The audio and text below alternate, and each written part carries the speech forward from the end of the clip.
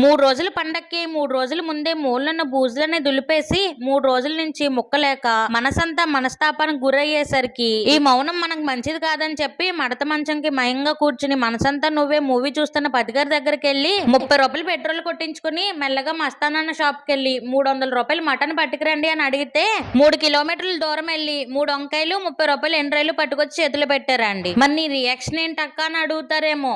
మాటలో వద్దులే గాని పాటలో చెప్తాను రండి.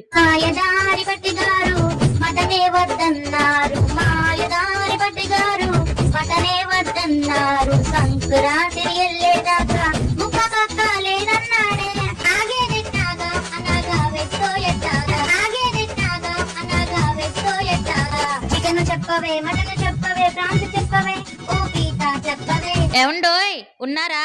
పండగ ముందు ప్రయోగాలు ఏంటక్క అని మాత్రం అడగకండి. పాట ధ్యాసలో పడి మీ పసి ప్రాణం గురించి మర్చిపోయానండి.